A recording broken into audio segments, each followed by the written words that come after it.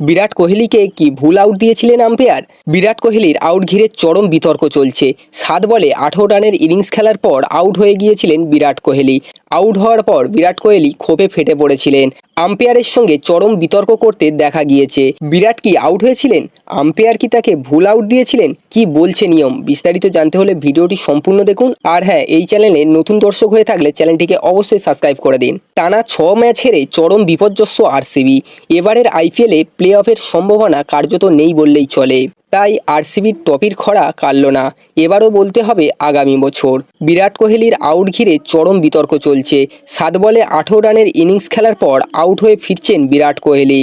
Out হওয়ার পর বিরাট কোহলি ক্ষোভে ফেটে পড়েছিলেন। আম্পায়ারের সঙ্গে চরম বিতর্ক করতে দেখা গিয়েছে।